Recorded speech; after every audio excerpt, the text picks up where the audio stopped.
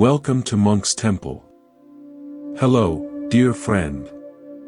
Welcome. I'm glad you're here. Wherever you are in the world, whatever time your clock shows, know that this space is for you. A space of quiet. A space of release.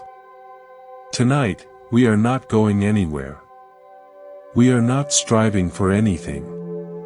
We are simply coming home, to the peace that has been waiting within you, beneath the noise, beneath the busyness, all along. The wisdom we'll explore tonight springs from a timeless source. The profound and gentle teachings of Buddhism. For over 2 millennia, masters and practitioners have walked this path of inner discovery, not to build something new, but to uncover what was never truly lost. They learned a secret that feels counter to everything we're taught, that true rest, true peace, isn't a trophy you earn at the end of exhaustion. It's the ground you're standing on. You've just been looking at the sky for so long, you forgot to feel the earth solid beneath your feet. So tonight, let go of all effort. There is nothing to achieve here. Only something to remember. Let your body grow heavy. Feel the weight of you surrendering to the bed, the chair, the floor. Notice your breath, coming and going on its own. That's it. You're already doing it. You're already here. And here is where everything begins, and nothing needs to be chased. Let me share a story with you. A story from my own early days, walking this path. Years ago, when I was a young student, I traveled to a monastery in the remote hills. I was full of questions, full of a burning desire to understand enlightenment. My mind was like a cluttered attic, and I thought wisdom meant filling it with more furniture. One afternoon, I was having tea with the old master in his simple room. A sudden summer storm erupted outside. The wind howled, rain lashed against the paper windows, and thunder shook the very timbers of the building. I flinched with each crash, my body tense. But the master simply continued pouring the tea, his movements fluid and calm. I couldn't contain myself. "Master," I said, my voice almost lost in the thunder. "Aren't you concerned? The storm is so violent." He finished pouring, set the pot down, and gestured to the teacup before me. "Look at your tea," he said. I looked down. The surface of the green tea was churning, rippling wildly from the vibrations of the storm. "Now," he said gently, "look at the bottom of the cup." I peered deeper. There, at the very bottom, the tea was perfectly still. Utterly undisturbed. The chaos was only on the surface. He smiled. "You are identifying with the storm," he said. "Your thoughts are the crashing thunder. Your worries are the lashing rain. You believe you are the turbulence. But Buddhism teaches us to find the bottom of the cup. The awareness that holds the storm, that experiences the turbulence, but is not shaken by it. That awareness, that is your true nature. The storm passes.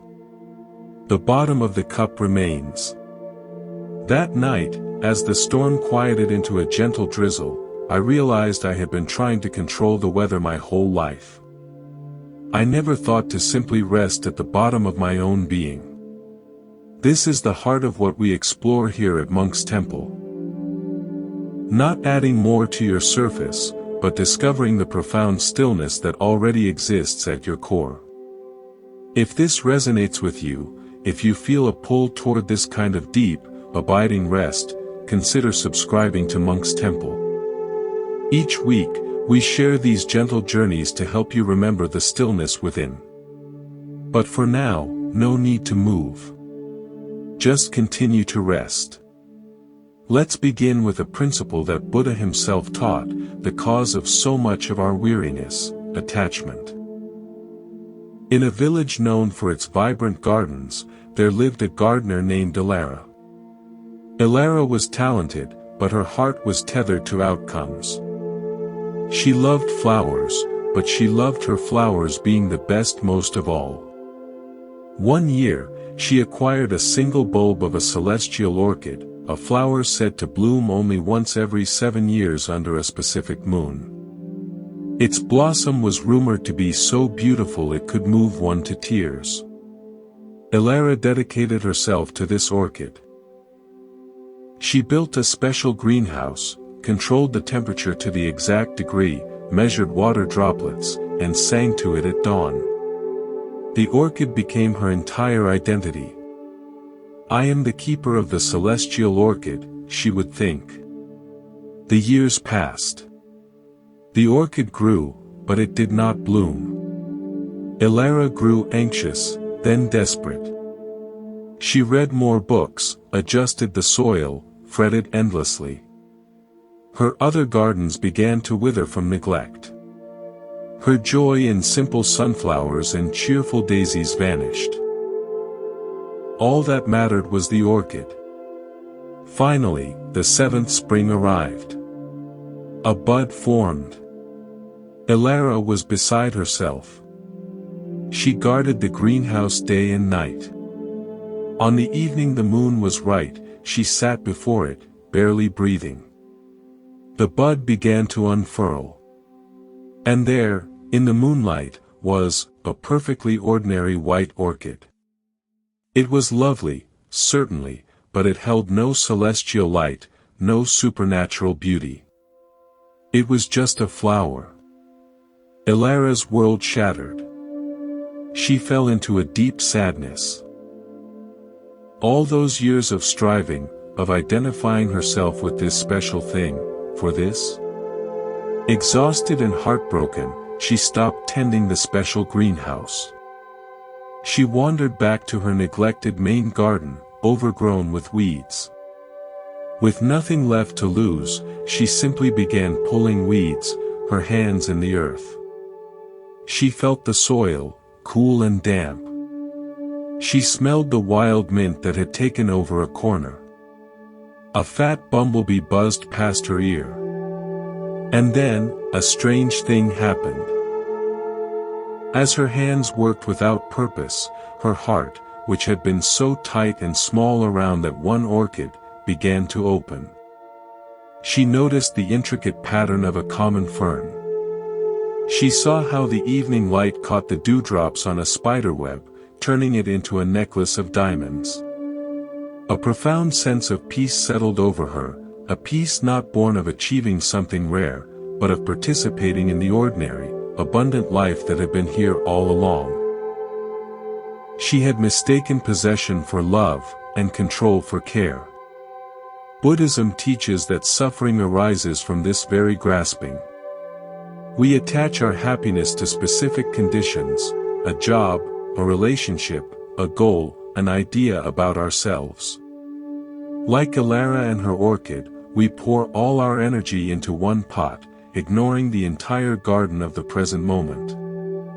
Freedom is not in the rare bloom you might one day possess. It's in the unconditional appreciation of the soil, the weeds, the sunlight, and the simple act of tending, without needing the garden to prove anything about you. Feel that truth for a moment. Where in your life have you been building a greenhouse around a single orchid? What ordinary, abundant peace are you missing right outside its walls? You don't have to tear the greenhouse down tonight. Just notice it.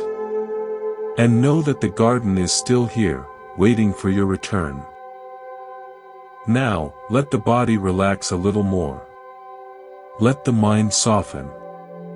We move from the idea of clinging to specific outcomes, to a deeper understanding of the mind itself. In a city of spires and libraries, there lived a man named Corbin, a master cartographer. His maps were not of lands, but of ideas. He was a philosopher, and his mind was his loom. He wove complex tapestries of thought, theories of existence, critiques of society, intricate arguments about right and wrong. He was proud of the complexity and density of his tapestries. They were who he was. But at night, alone, Corbin felt a haunting emptiness. His tapestries, though magnificent, were heavy. They insulated him from the world. He saw everything through their patterns. The sunset was just a phenomenon of light, a friend's laughter was just a social bonding mechanism. The vibrant, direct experience of life was muted behind the thick cloth of his concepts. Seeking relief, he traveled to consult a Buddhist sage who lived in a cave outside the city. He brought with him scrolls detailing his finest thought tapestries, eager to discuss them. The sage, an elderly woman with quiet eyes, listened patiently as Corbin unfurled scroll after scroll, explaining the intricate weaves. When he finished, breathless, she simply said, "Come." She led him to the mouth of the cave.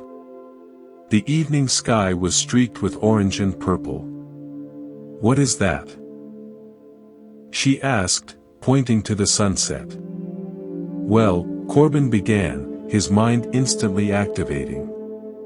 "It's the scattering of shorter wavelengths of sunlight by atmospheric particles, while the longer red and orange wavelengths dominate, a process known as Rayleigh scattering, which is also why the sky is blue during the day, and it evokes a subjective emotional response often tied to." "Stop," the sage said softly. She didn't say it harshly, but like a mother quieting a chattering child. "Close your eyes." Corbin, confused, did so. "Listen," she whispered. He heard the wind in the pines. A distant bird call. The rustle of his own robes. "Now," she said, her voice barely audible, "feel the air on your skin. Cool, yes. A little damp from the coming night?" He nodded. "Now, open your eyes. And do not think what you see. Just, let it in." Corbin opened his eyes. He looked at the sky. For the first time in decades, he didn't analyze, categorize, or explain. The brilliant, silent explosion of color simply entered him. It filled the emptiness he had been carrying. A wave of unspeakable beauty washed over him, and tears, quiet and cleansing, rolled down his cheeks. No thought. Just awe. The sage placed a hand on his shoulder. "Your tapestries are beautiful, Corbin. But you have been living inside them, using them as walls. Buddhism teaches mindfulness, to experience the world directly, before the loom of the mind spins it into a story. The sunset is not a theory. The wind is not a concept. Your own breath, right now, is not an idea. They are life, happening. The mind is a useful tool, but a poor home. Your true home is this raw, intimate experiencing." Corbin's journey back to the city was different. He still wove his tapestries, they were his skill. But now, he would often pause, lay down his mental shuttle, and step out of the loom room of his mind. He would feel the cobblestones under his feet, taste the bread he ate, really see the face of the person speaking to him. He learned to dip back into the source, the direct, unmediated experience of the present, before his thoughts could spin it into something else. Your mind, dear listener, is a master weaver too. It's weaving the story of your life right now, commenting on this story, remembering your day, planning tomorrow. It's what minds do. But you are not the tapestry. You are the space in which the loom sits. You are the awareness that hears the sound of the shuttle, sees the colors of the thread, but is not made of them. Tonight, practice being the cave mouth, not the cartographer. Let sensations, the feel of the blanket, the sound of my voice, the rising and falling of your chest, just be. Without weaving them into anything else. Just this. Rest in the simplicity of pure experience. And as we rest here, we naturally encounter what we often try to push away.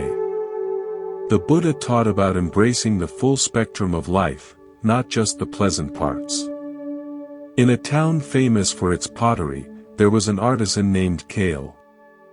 Kale was a perfectionist. His goal was to create the flawless vase, symmetrical, smooth, glazed in a single, perfect color without a single bubble or blemish. He would work for months on a single piece, and if he found even a hairline crack during the final firing, he would take the vase outside and smash it to bits in frustration. Flawed, he would mutter. Useless. His workshop was filled with tension, and he himself was brittle with the constant fear of failure. One day, an old Buddhist nun from a nearby monastery came to buy a simple water jug. Kale, annoyed at the interruption, hastily threw a small jug and glazed it. As he was handing it to her, he noticed a distinct, irregular crack running from the lip down the side. "Wait," he said, scowling. "It's flawed. I'll make another." The nun took the jug gently from his hands. She turned it, studying the crack as it caught the light. "Oh," she said, her face lighting up with a genuine smile. "But this is where the light gets in." Kale was stunned. "What? It's ruined. It's weak there." "Is it?" the nun asked. She tapped the body of the jug, a solid clink. She tapped near the crack, the same solid clink. "The crack is only in the glaze," she said. "The structure is sound. But look." She held it up to the window. The sunlight streamed through the transparent crack in the dark glaze, creating a narrow, brilliant beam of light inside the otherwise dark jug. Without this crack, it would just be a vessel for holding something. With it, it holds and it illuminates. She paid him, took the flawed jug, and left. Kale stood in his silent workshop for a long time. He looked at the shards of his previous failures in the yard. For the first time, he wondered about the light that might have gotten in. He began a new vase. This time, when a crack appeared in the glaze during firing, he didn't smash it. He examined it. He saw its unique path. Inspired, he mixed a glaze with fine gold powder and carefully filled the crack with it, a technique called kintsugi, though he didn't know the name. When fired again, the crack became a river of gold shining against the deep blue glaze. It was the most beautiful thing he had ever made. The nun's words echoed the Buddhist principle of embracing dukkha, often translated as suffering, but more accurately, the pervasive insecurity and imperfection of conditioned existence. We spend our lives trying to fire ourselves into flawless vases, smashing ourselves emotionally when we see a crack. A mistake, a loss, a moment of weakness, a feeling of sadness. We see the crack as proof of failure. But what if the crack is not a flaw to be hidden, but the very place where your unique experience of life, your compassion, your depth, your resilience, shines through? The gold of wisdom often fills the cracks created by pain. Your struggles don't make you weak, they create the facets through which your inner light can refract and be seen. Tonight, if you feel a crack, a worry, an ache, a regret, don't try to smash the vase. Just for now, imagine holding that part with the gentleness of the nun. See if you can sense, not the brokenness, but the potential for a different kind of beauty there. The light gets in through the cracks. This acceptance allows us to see the impermanent, flowing nature of all things, which is our next teaching. There was a man named Alden who built his house right at the spot where a wide, powerful river met the sea. He loved the river, but he feared the sea, its vastness, its unpredictability. So, he decided to build a great gate, a massive dam, to hold the river back, to keep its fresh, familiar waters separate from the salty unknown. He spent years building his gate. It was a marvel of engineering. And it worked. He created a vast, still lake of fresh water behind it. He could boat on its calm surface, fish in its predictable depths. He felt safe. He was in control. But problems arose. Upstream, the river, blocked from its natural course, began to flood villages. The land around his lake grew stagnant, the reeds thickened, the air grew heavy. And the lake itself, without flow, began to silt up. The water, though fresh, grew murky and lifeless.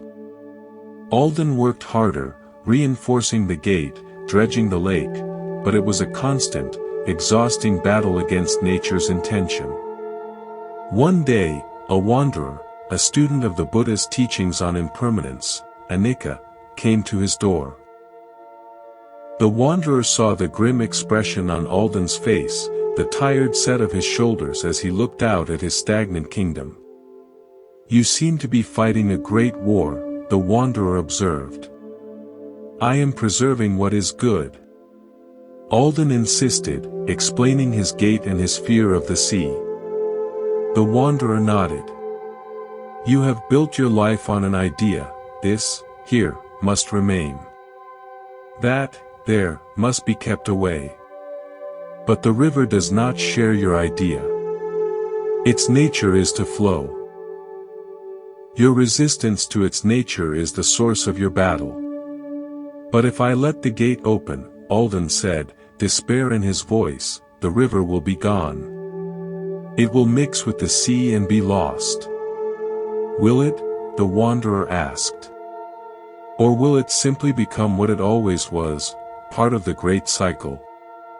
The sun will lift water from the sea to form clouds. The clouds will rain on the mountains. The rain will feed the springs that become the river. The river will flow again to the sea. Nothing is lost. It only changes form. You are trying to freeze one moment of the cycle and call it the river. You are clinging to a snapshot and missing the movie." That night, Alden couldn't sleep. He heard the river pounding against his gate, a constant, muffled roar of longing. He thought of the vibrant, flowing river it once was, full of fish and energy. He thought of the vast, accepting sea.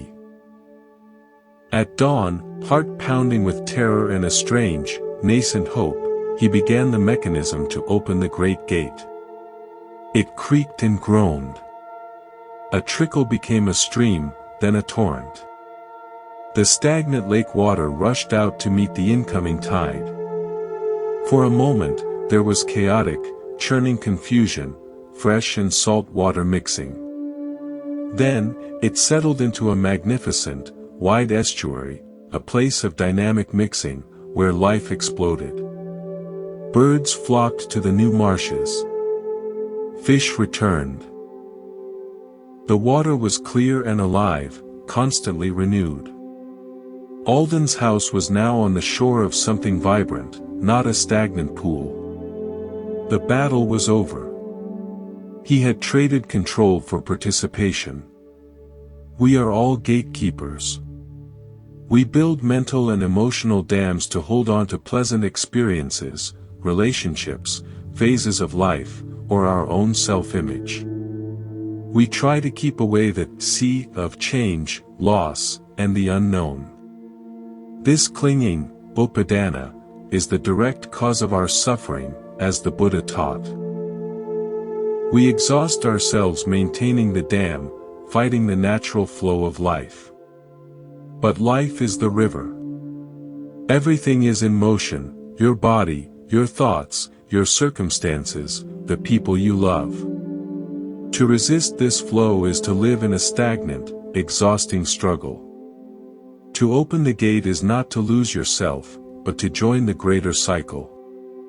That feeling you're holding on to, whether it's joy or sorrow, let it flow through. That idea of who you are, let it be washed clean by change. You are not the stagnant lake behind the dam. You are the awareness that witnesses the magnificent, ever-changing estuary of experience. Feel that flow now. Your breath, flowing in and out. The gentle flow of time carrying you into deeper rest. There is nothing to hold back. Just let go, and flow. As we flow, we might find ourselves in a place of quiet. A place where the mind's constant commentary slows. This brings us to the practice at the very heart of Buddhism. Long ago, a king sought to honor the Buddha. He wanted to create the most magnificent statue in the world, carved from a single, massive diamond that had been found in his kingdom. He summoned the greatest sculptor, a man named Silas, known for his detailed, lifelike work. "Carve for me an image of the enlightened one," the king commanded. "Put all your skill into it. I want to see every fold of his robe, every curl of his hair, the compassion in his eyes. It must be perfect." Silas was daunted by the diamond. It was the size of a small hill, but he was proud. He erected scaffolding, gathered his finest tools, and began. For years, he worked.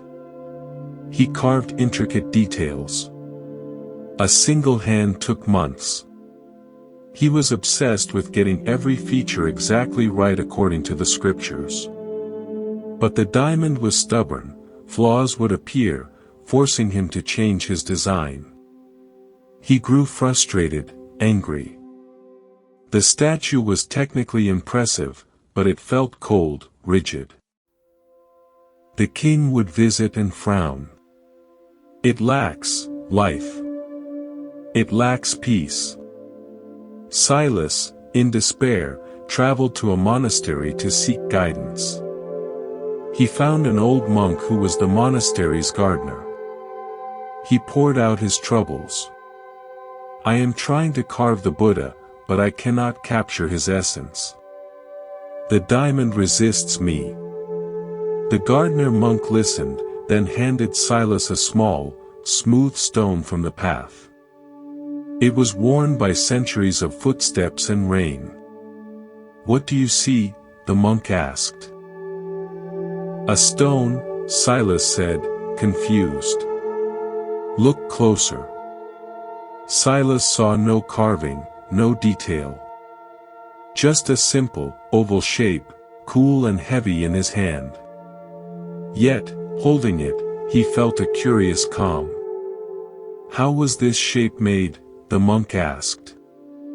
"By time. By water. By walking." "Yes," the monk said. "Not by a chisel seeking to impose an idea. The peace of the Buddha is not found in added details. It is found in removal. In letting go of what is not essential. Your mistake is in carving. Try uncovering."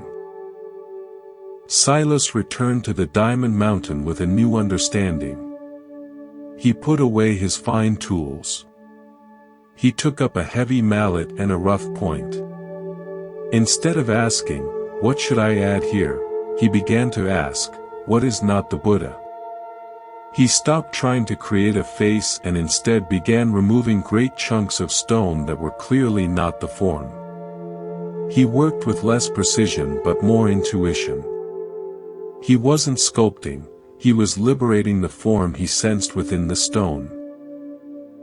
As he removed more and more, the statue became simpler, less detailed, but more powerful. The face became serene planes, suggesting compassion rather than depicting it literally. The robes became flowing lines, hinting at movement. The sheer scale of what was removed made what remained feel monumental, peaceful, and alive. When the king returned, he didn't speak for a long time.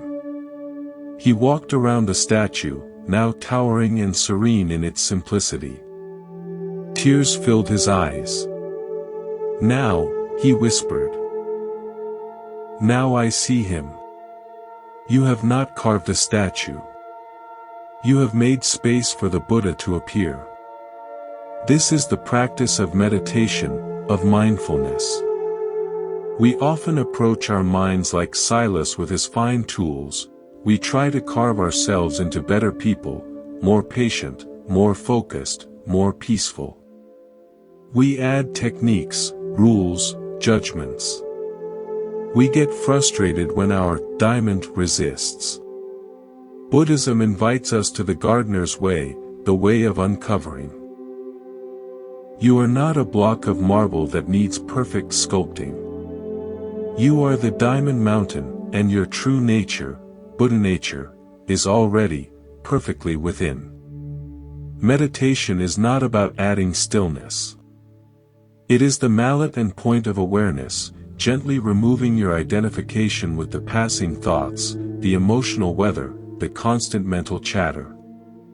You ask, is this thought me? Is this worry my core? And you let that chunk of identification fall away. What remains as you remove all that is not you? Not a detailed sculpture of a perfect person, but a vast, serene, loving space. Peace is not created, it is revealed by the removal of noise. Right now, you don't need to sculpt your rest. You don't need to sleep correctly. Simply practice removal.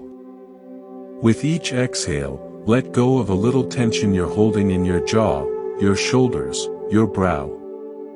With each inward pause, let go of a thought about tomorrow. You are not carving a sleeper. You are uncovering the natural rest that is already there, beneath the effort. Be the gardener of your own mind, not the tyrannical sculptor.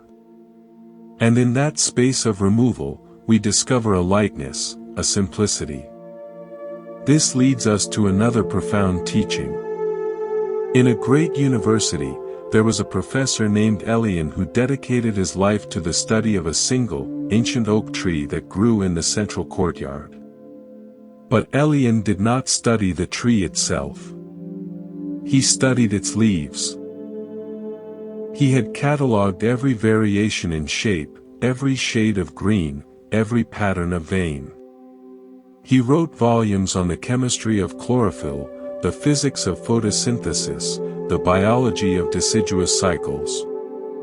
His office was buried in papers, diagrams, and specimens. He knew everything there was to know about the leaves. Yet, he had never simply sat under the tree.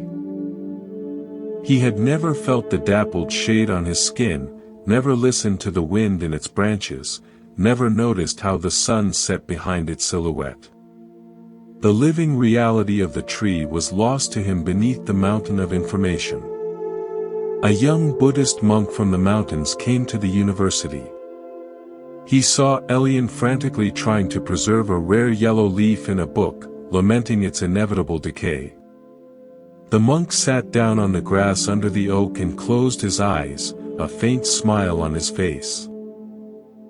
Irritated, Elian approached. "What are you doing? If you have questions about this tree, I am the authority." The monk opened his eyes. They were clear and calm. "I am listening to the tree," he said. "Don't be absurd. Trees don't speak. This one does, the monk replied. It speaks in rustles and shade and the way it holds the sky. You have studied the words on the page, Professor, but you have never heard the story. Elian scoffed, but something in the monk's peaceful presence intrigued him. What could I possibly be missing? Sit with me, the monk said. And put down your leaf. Reluctantly, Elian sat. He felt foolish. The monk said nothing. Minutes passed. Elian fidgeted. Then, he began to notice things. The way the light flickered through the moving leaves, creating a living mosaic on the grass. The solid, silent strength of the trunk. The intricate, lace-like pattern of branches against the blue sky. A sense of immense, patient aliveness surrounded him. For the first time, he wasn't analyzing a subject. He was in relationship with a being. A deep, wordless peace settled in his chest. The anxiety that usually drove him, the need to categorize, to preserve, to know, melted away. He was simply with the tree. He looked at the precious yellow leaf in his hand, now just a dry, brittle thing compared to the vibrant life above him. He let it fall to the grass. I have been studying shadows, Elian said, his voice full of wonder. And calling it knowledge. The monk nodded. The Buddha taught the danger of confusing the map for the territory. Concepts, words, descriptions, these are the leaves pressed in a book. Useful, but dead. Wisdom is sitting under the living tree. It is direct experience. Your mind is a fantastic library, Professor. But you have been living in the stacks. Step outside. Feel the sun. That is wisdom. In our lives, we are all scholars of leaves. We accumulate knowledge about ourselves, our personality types, our traumas, our strengths and weaknesses. We build stories about our past and plans for our future. We get so engrossed in the library of our self-concept that we forget to simply be the living tree. The direct, felt experience of being alive right now, the warmth, the breath, the silent awareness, is overlooked for the pressed leaf collection of our thoughts about it. Tonight, close the books. Step out of the library of your mind. You don't need to understand yourself to rest. You don't need to analyze your peace to have it. Be like Elian under the oak. Feel the aliveness that is here, prior to all concepts. You are not the description. You are the thing itself. This direct experience often shows us that what we seek externally was within all along. On a rocky, storm-racked island, there lived a lighthouse keeper named Finn. His job was vital. To keep the great lantern lit, guiding ships through the treacherous night. But Finn was plagued by a strange loneliness. He felt his own life was in darkness. He believed the light he needed, purpose, joy, connection, must be somewhere out there, in the world across the water. He would stare at the distant glow of the mainland port with longing. He performed his duties, but his heart wasn't in it. The lighthouse felt like a prison. He began to neglect the maintenance. The lens grew dirty, the mechanism rusty. One night, a terrible storm descended. A ship, lost and blinded by the rain, was dangerously close to the rocks. Finn rushed to the lighthouse, but when he tried to light the lamp, the dirty lens diffused the beam into a weak, fuzzy glow. The mechanism, unoiled, ground and shrieked, turning too slowly. He could see the ship's desperate signal flashes, but his light was too feeble to guide them. In that moment of panic, a profound realization struck him like lightning. He was the lighthouse. His search for an external light was blinding him to his own essential function. The light wasn't in the port. The light was the lamp in his own tower. And he had let it go dim. With a surge of clarity, he forgot about the distant port. His entire universe became the lighthouse. He didn't have time to clean the lens properly, so he used his own shirt to wipe the central panes. He poured whatever oil he had on the gears. He lit the wick. It wasn't perfect, but a stronger, clearer beam stabbed through the storm. He focused that beam relentlessly on the ship, a steady, unwavering eye in the chaos. Back and forth, cutting through the rain. Minutes felt like hours. Then, he saw the ship's light turn, slowly, away from the rocks, and safely out to deeper water. Exhausted, Finn slumped against the wall. The storm raged on, but his heart was calm, filled with a fulfillment deeper than any he had imagined.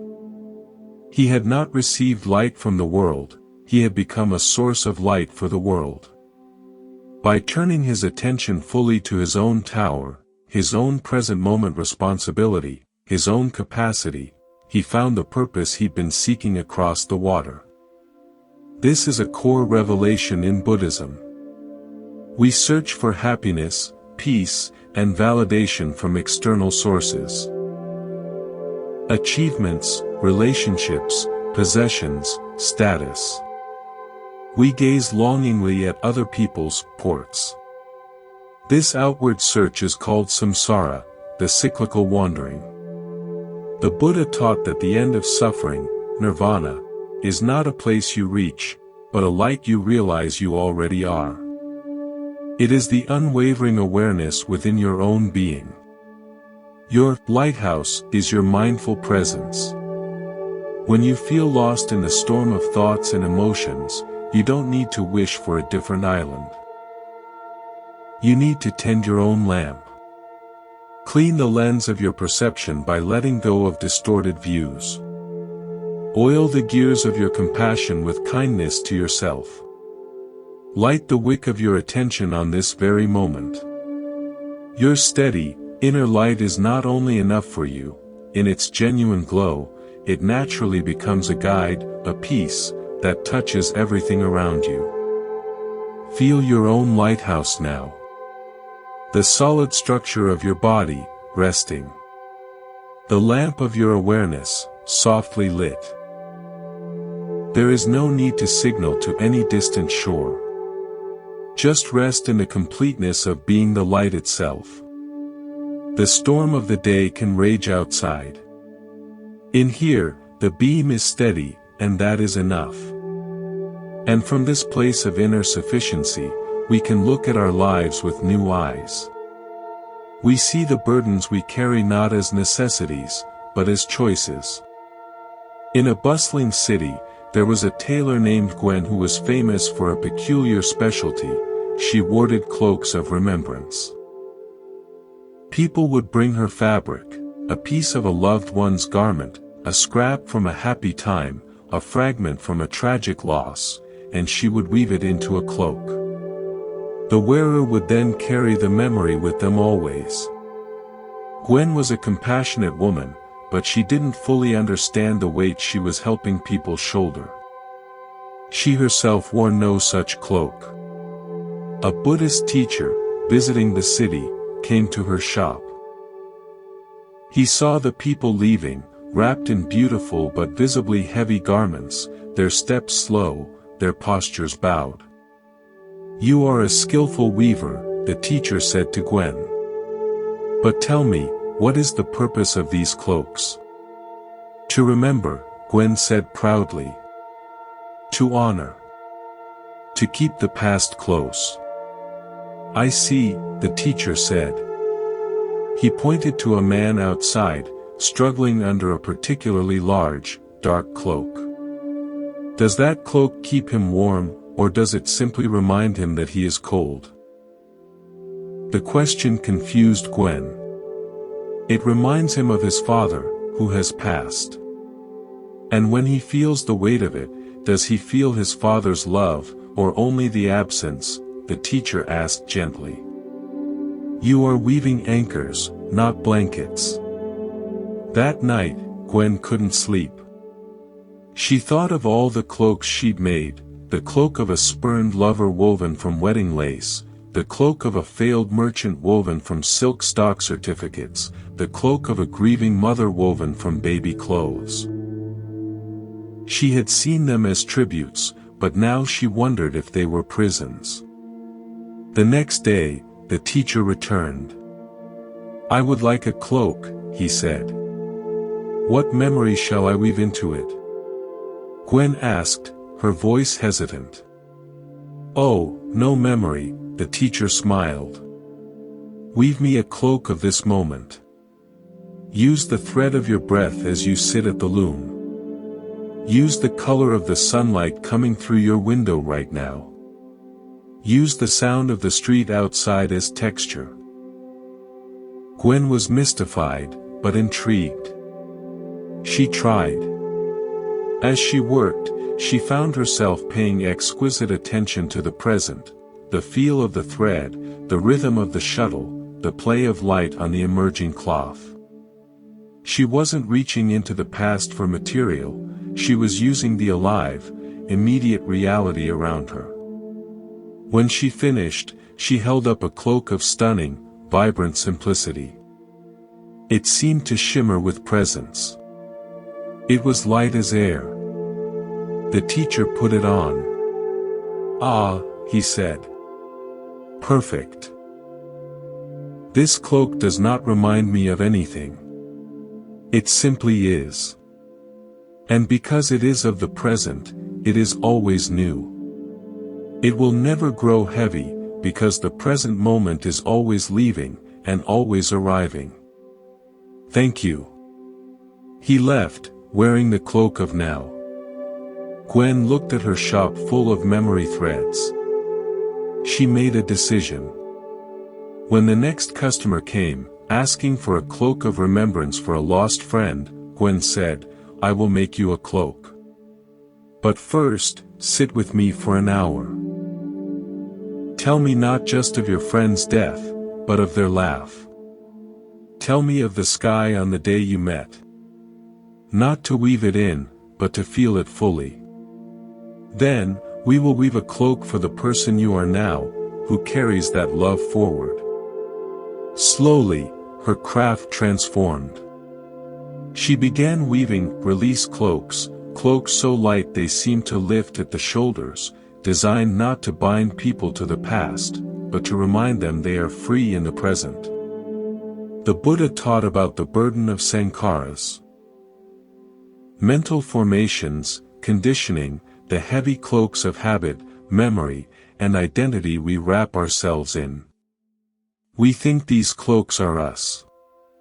We think, I am my grief, I am my success, I am my story. These are Gwen's heavy cloaks of remembrance. They weigh us down, shape our posture, color our world. Mindfulness is the craft of weaving the cloak of now. It is intentionally placing your attention on the raw material of the present sensation, the present sound, the present breath. This cloak is never burdensome because it is never accumulated. It is always fresh, always being woven and unwoven. You can put down the heavy cloaks. You are not disloyal to your past by doing so. You are simply choosing to wear the lighter, more vibrant garment of your current aliveness. Tonight, feel the cloaks you wear. The cloak of today's responsibilities. The cloak of tomorrow's worries. The cloak of yesterday's regret. You can feel their weight on your shoulders, your heart.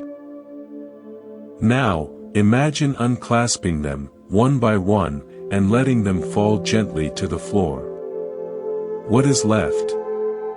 Just you, here, in the simple garment of this moment. The cloak of the breath. The cloak of rest. This is enough. This is freedom. As we practice setting down these burdens, we naturally cultivate a different quality of heart. In a village, there were 2 bakers. The first, Braun, baked only sweet bread, rich with honey, raisins, and spices. People loved it, but eating only sweet bread day after day grew cloying, even sickening.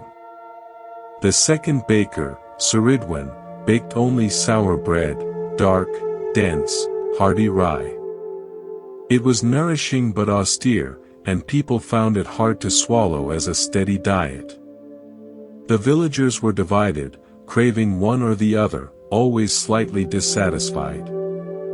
A Buddhist nun passing through saw this. She went to Braun and asked for a job. He put her to work kneading his sweet dough. As she worked, she quietly said, "A little salt would strengthen the gluten, let the sweetness shine more truly." Intrigued, Braun tried it. The bread was better. She then went to Saridwan and asked for a job. She was put to work shaping the sour loaves. As she worked, she said, "A touch of honey would not mask the sourness, but complement it, like a friend who speaks a difficult truth with kindness." Saridwan, skeptical, tried it. The bread was better. The nun then gathered the 2 bakers. "You both believe your way is right," she said. "The sweet is good. The sour is good. But life is not one flavor. The Buddha taught the middle way, not a bland compromise, but the profound path that includes and transcends opposites. It is the bread that contains both the honey and the rye, the salt and the yeast, in perfect balance. It is the heart that can hold joy without clinging and sorrow without resistance." She taught them to make a new bread. A slightly sweet, malty dough made with rye flour, baked until the crust was dark and chewy and the inside was soft and complex. It was neither purely sweet nor purely sour. It was complete. The villagers were delighted. This was the bread they had been craving without knowing it. It satisfied deeply, without cloying or overwhelming. Braun and Saridwan, once rivals, became partners. Their shop became a place of balance. And the villagers learned a lesson about their own hearts. They didn't have to chase only pleasant feelings, the sweet bread, or toughen themselves against all feeling, the sour bread. They could welcome the full human experience, the sweet and the sour, the light and the dark, holding it all in the warm, spacious oven of mindful awareness. This balanced holding was true nourishment. So often, we are like those villagers, chasing one type of experience and pushing away another. We want a life of only sweet bread, constant pleasure, success, ease. We see sour moments, difficulty, failure, sadness, as mistakes to be avoided. Or, in reaction, we harden into the sour bread persona, cynical, armored, expecting only difficulty. Both are exhausting extremes. The Buddha's middle way is the integrated loaf. It is the capacity of your heart to taste disappointment without becoming bitter. To savor happiness without demanding it last forever. To feel anger without letting it burn the house down. To know peace without needing the world to be peaceful. This balance is not indifference, it is profound, compassionate inclusion. It is the wisdom that makes the full human experience digestible, even nourishing. Tonight, as you rest, don't ask for only sweet dreams or fear sour thoughts. Practice being the oven, not the bread.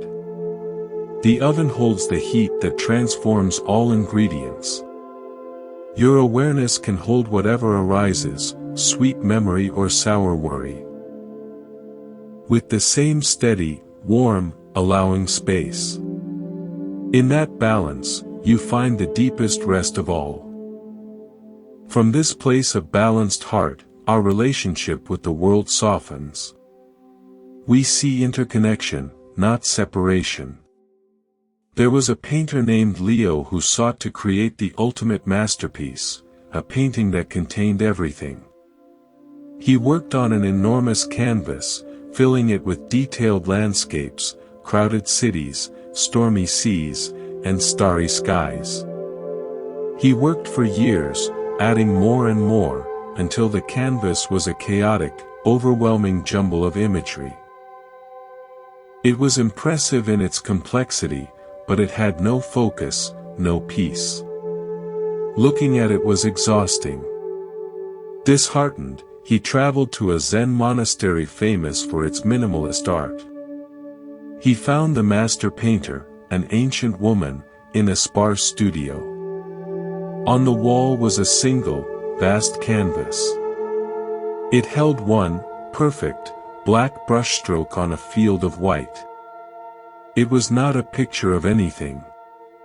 Yet, as Leo looked at it, he felt a sense of immense space, movement, and tranquility.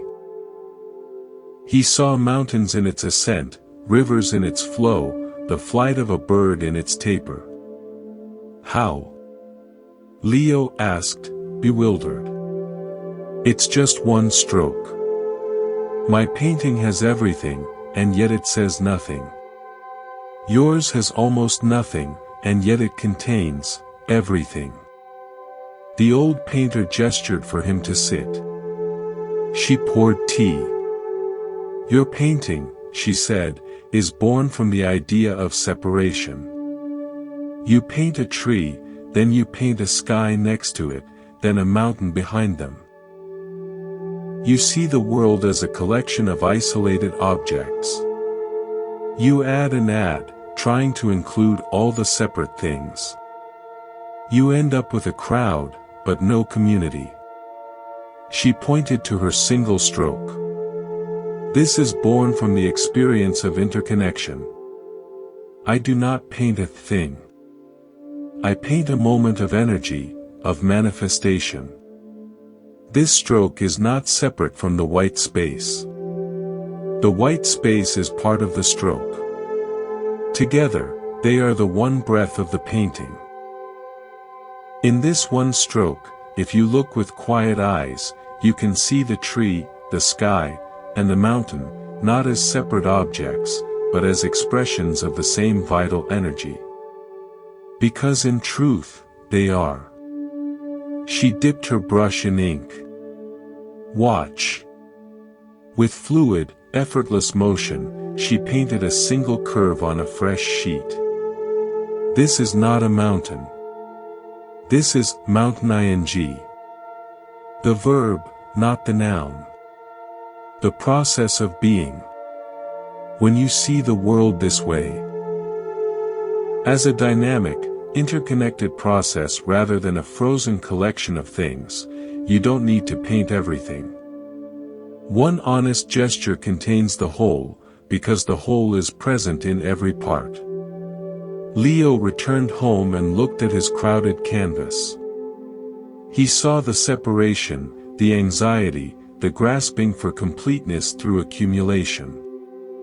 He took a large brush, dipped it in white paint, and gently washed over most of the canvas, leaving only a small, central area visible.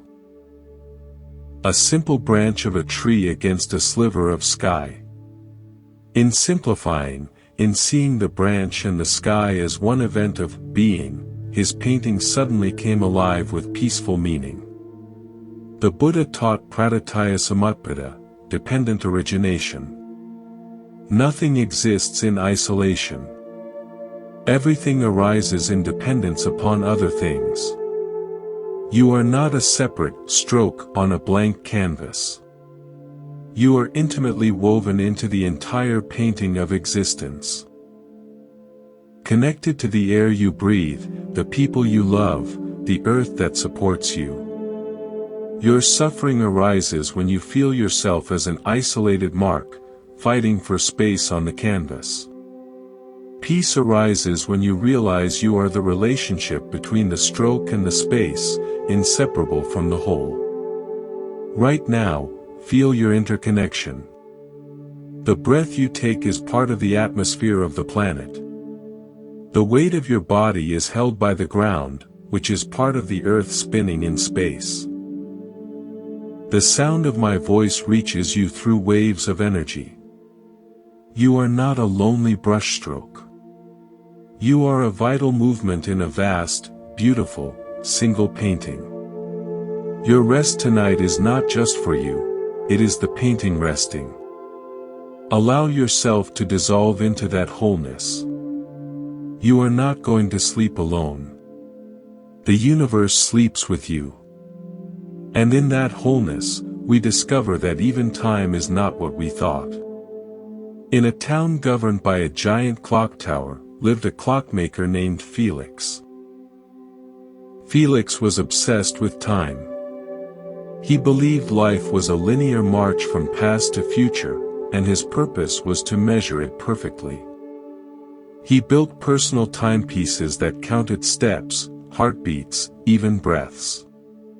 He saw his own life as a winding spring slowly running down. He grew anxious, hoarding moments, fearing their passage. High in the mountains above the town was a hidden valley where an old Buddhist monk tended a garden. In this valley, it was said, seasons didn't follow the clock. Flowers bloomed next to autumn leaves, morning dew glittered at noon. People called it the Valley of the Eternal Spring. Felix, hearing this, scoffed. Impossible. A violation of natural law. Driven to prove it a fraud, he packed his most precise chronometers and climbed the mountain. He found the valley. And it was true, cherry blossoms drifted past pumpkins on the vine. Snowflakes fell gently onto blooming roses. It was not chaotic, but profoundly harmonious. In the center, the old monk was watering plants. How is this possible? Felix demanded, holding up a chronometer that clicked furiously. Your seasons are all mixed up. Time is linear. The monk smiled. Is it? Or is that just the story your clocks tell? He pointed to a cherry tree. Look. This bud is the future of that branch. That falling blossom is its past. The strong trunk is its present. Are they separate, or are they all the tree, happening at once? He pointed to a stream. The water at the source, the water at the waterfall, the water in the pond, all are the stream. We give them different names based on where we stand, but the stream is one thing. He took Felix's finest watch. This measures a concept, sequential moments. Useful for catching a train. But, he said, opening the back, look at the spring. It is coiled. Where does it begin? Where does it end? It is all present at once.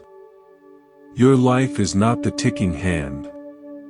It is the coiled spring. The past is not gone, it is the tension that shapes your present.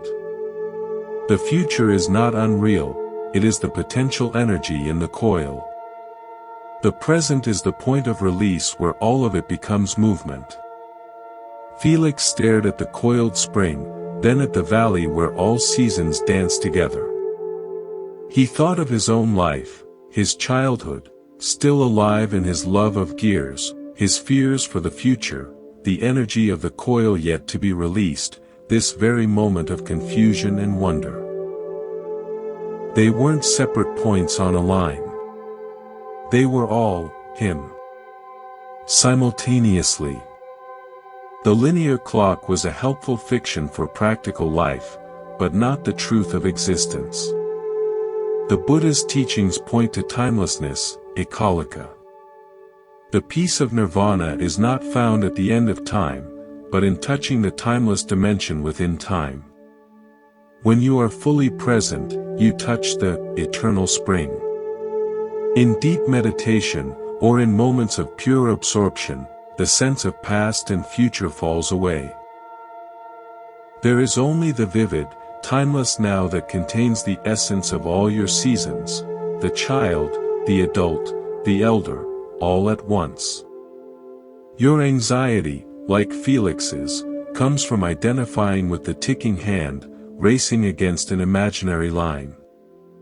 Your rest comes from identifying with the coiled spring, the whole of your being, where nothing is lost, everything is preserved in the totality of who you are. The worry about yesterday, the plan for tomorrow. They are just thoughts appearing in the vast, timeless present of your awareness. Tonight, let go of the clock. You are not running out of time. You are time itself, coiled and whole. Feel the truth of the eternal spring in your own body. The child who loved to play is still here in your capacity for wonder. The wisdom you will have in old age is already here as potential. In this moment of rest, all seasons of you are present, complete, at peace. You are not a moment passing. You are the space through which moments flow. Finally, as we touch this timeless space, we come to the simplest, most profound teaching of all. In the heart of a vast, bustling metropolis, there was a quiet, unmarked door in a forgotten alley. People hurried past it every day, never noticing. Legend said it was the door to a place of perfect peace, but that it would only open under impossible conditions, when one had purified their heart, mastered their mind, or achieved great wisdom. Many seekers had tried and failed, so most people ignored it, assuming it was locked forever. A young woman named Maya, weary to her bones from the noise and pace of the city, stumbled upon the alley. She wasn't seeking the legendary door, she was just lost and exhausted. She saw the door and, on a whim, leaned her forehead against its cool, worn wood, closing her eyes. She wasn't trying to open it. She was just resting against it for a moment. To her shock, it swung inward silently. She nearly fell through. Heart pounding, she stepped inside. She found herself in a vast, silent garden. Ancient trees, a still pond, the soft sound of wind chimes. The air was clean and calm. It was the peace she had been longing for her entire life. Trembling, she explored. In the center of the garden, she found an old man sitting on a bench, smiling at her. I didn't do anything, Maya stammered. I haven't purified my heart. I'm not wise. The door just opened. The old man's smile deepened. Ah, he said. That's because it was never locked. But the legends, the conditions, were stories told by those who never tried simply leaning, he said. They assumed it must be complicated. They approached with effort, with striving, yanking on the handle, performing rituals. They made opening the door into another achievement. But the door, to your own peace, was designed to open inward, at the lightest touch of surrender. It opens when you stop trying to achieve, and simply come as you are. Weary. Lost.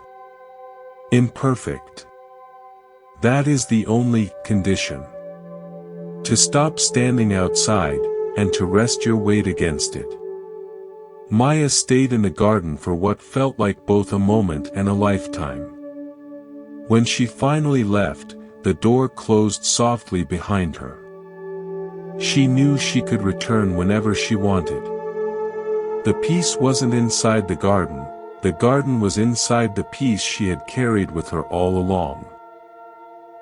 She had just finally stopped outside her own door long enough to fall in. This, dear friend, is the ultimate teaching of the Buddha, and the essence of every story we've shared tonight. Nirvana.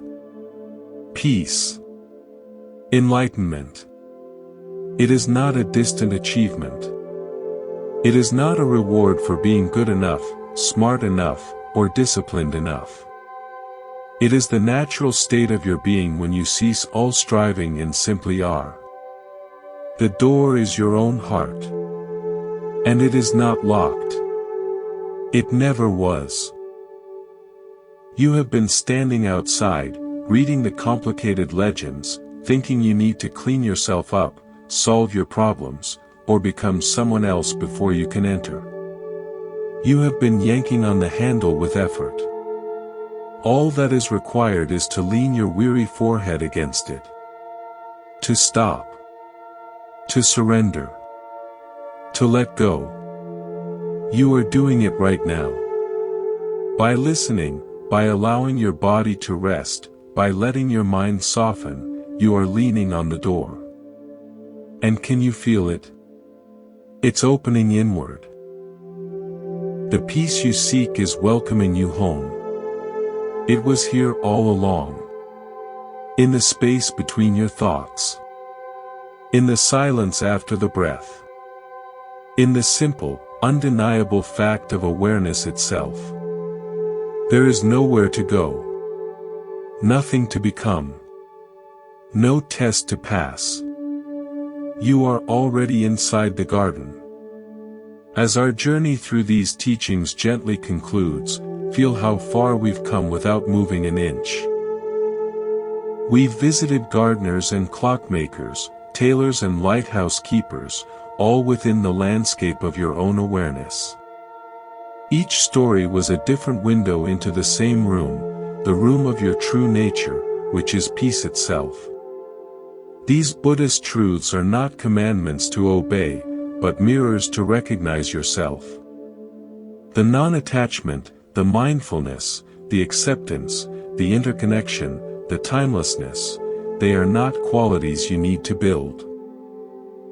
They are the fundamental architecture of your being, revealed when the clutter of striving is cleared away. You don't need to remember these stories. You don't need to quote them or use them to fix your life tomorrow. Let them work like seeds planted in the fertile dark of your rest. They will germinate in their own time, in their own way, perhaps as a moment of unexpected patience, a flash of clarity, or a simple feeling of enough on a stressful day. Your only task tonight, and every night, is to trust this effortless intelligence that already breathes you, beats your heart, and quiets your mind as sleep approaches. This is the same intelligence that guided every master in every story. You are not separate from it. You are it, momentarily dreaming you are a person with problems to solve. So let the last of the effort dissolve. Surrender completely to the support beneath you. Feel the door of your heart wide open. The garden of peace is all around you and within you. There is no outside. There is no separation. Sleep is not an escape from consciousness. It is consciousness, resting in its most intimate, natural state. In this sacred dark, you are not alone. You are joining the timeless rest of all beings, all Buddhas, all who have ever simply let go and found they were already home.